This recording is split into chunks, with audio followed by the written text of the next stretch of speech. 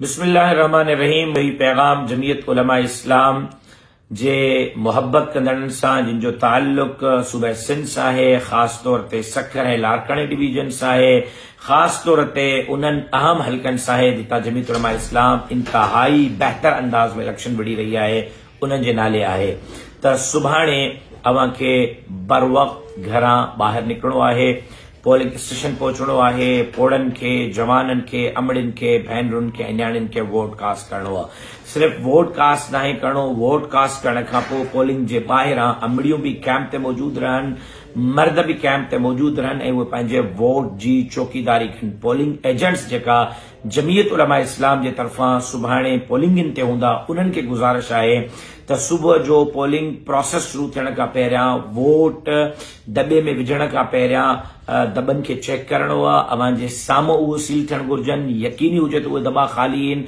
अव्हां जे साम्हूं अव्हां चेक कयो उहे ख़ाली आहिनि, उनखां पोइ उहे सील थियनि। वोट ॻणणा आहिनि, कागज़ ते लिखणा आहिनि त घणा वोटर आया, 1 2 3 4 500 600, उन्हनि खे काउंट करणो आहे। ईअं न थिए त वोटर जेका आया उहे 500 हुया ऐं दॿे मां 1000 वोट निकिरनि, ईअं न थियणु घुर्जे। वोट खे कास्ट करणो आहे, वोटर्स खे कास्ट करणो आहे, अखियूं खोले वेहणियूं आहिनि। अमलो उते जेको आहे उहो सिर्फ़ ख़ासि जेको सरकार जे तरफ़ां अमलो आहे उहो उते मौजूदु हुजे, उन खां अलावा जेकॾहिं को माण्हू आहे उन ते एतिराज़ करणो आहे, रेंजर्स, पुलिस ऐं फ़ौज खे इतला करणो आहे। ऐं उन सां गॾोगॾु हिकिड़ी दरख़्वास्त अर्ज़ गुज़ारिश करियां थो त सुभाणे पोलिंग जे ॾींहं ते पुरअमन रहणो आहे, पुरअमन रहणो आहे, पुरअमन रहणो आहे। मुखालिफ़नि जी इहा कोशिश हूंदी त पोलिंग बंदि थिए, पोलिंग बंदि थियण नाहे ॾियणी, पोलिंग जो प्रोसेस जारी रहे, झेड़ो नाहे करणो, इंतशार नाहे फैलाइणो। इन्हनि सभिनी शयुनि खे पंहिंजे कैमरा में रिकॉर्ड कंदव, पंहिंजे मोबाइल में रिकॉर्ड कंदव, महफ़ूज़ रखंदव। इलेक्शन जे ॿिए ॾींहं ते असां उहे तमाम जो तमाम शयूं खणी करे उन ते एहतिजाज भी करे सघूं था, उन्हनि जे ख़िलाफ़ कार्रवाई भी करे सघूं था, कानून खे भी मुतारिक करे सघूं था। ऐं जेकॾहिं को धांधली करे थो त बज़ोरे पंहिंजे आवाज़ जे, बज़ोरे कुव्वत जे उनखे रोकणो आहे। ॿाहिरि मौजूदु जेका कारकुन हूंदा पोलिंग ते उन्हनि खे इतला करणो आहे त ठपेबाज़ी थी रही आहे, धांधली थी रही आहे। लिहाज़ा इन्हनि सभिनी शयुनि खे अखियूं खोले रहणो आहे। जेकॾहिं अव्हां कामयाबी चाहियो था त उन जे लाइ सुभाणे जो ॾींहुं तव्हांखे सॼो ॾींहुं वक़ुफ़ करणो पवंदो, अखियूं पटणियूं पवंदियूं।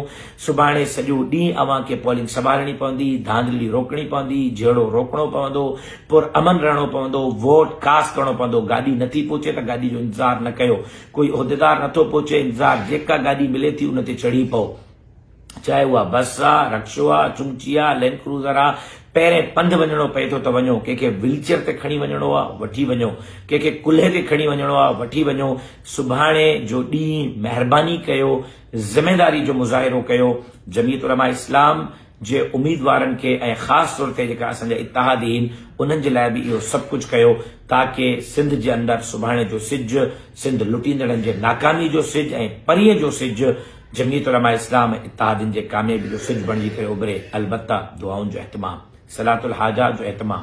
व उफ़व्विज़ु अमरी इलल्लाह इन्नल्लाह बसीरुम बिल इबाद ऐं अल्लाहुम्मा अस्तर औरातिना व आमिन रवातिना जे विर्द जो एहतमाम, ला इलाहा इल्ला अंत सुब्हानक इन्नी कुन्तु मिनज़ ज़ालिमीन जे विर्द जो एहतमाम, दुरूद शरीफ जो एहतमाम, पोलिंग ते वेंदे पोलिंग खां मोटंदे दुरूद शरीफ जो एहतमाम, जनाब सरवर कौनैन सरकार दो आलम ते हदिये तबरीक मोकिलण जो एहतमाम थियणु घुर्जे। अल्लाह तबारक व तआला जमीयत उलमा इस्लाम ऐं उन जे इत्तेहादिन खे कामयाबी नसीब फरमाए। मां उम्मीद करियां थो जिन जिन 5 साल 9 साल मूंसां वाइदा कया आहिनि, मुंहिंजे जलसनि में शिरकत कई आहे, मुंहिंजे जुलूसनि में शिरकत कई आहे, मूंसां मरण ऐं जीअण जा वाइदा कया आहिनि, उहे सुभाणे कमज़ोरी न कंदा। जेकॾहिं किथे बि कमज़ोरी आहे त उनखे ख़तमु कंदा, दूर कंदा। न मुंहिंजो इंतज़ारु कजो, न कंहिं गाॾी जो इंतज़ारु कजो, न कंहिं पोलिंग एजेंट जो इंतज़ारु कजो, पाण पहुचिजो। तव्हां सभु मुंहिंजा नुमाइंदा आहियो, तव्हां सभु मुंहिंजे हिमायत याफ़्ता इत्तेहादिन जा नुमाइंदा आहियो, तव्हां सभु जमीयत उलमा इस्लाम जा नुमाइंदा आहियो। ख़ुदा जे वास्ते सुभाणे काई सुस्ती न थियणु घुर्जे। अल्लाह तबारक व तआला तव्हांजो मुंहिंजो हामी नासिर। अस्सलामु अलैकुम व रहमतुल्लाहि व बरकातुहू।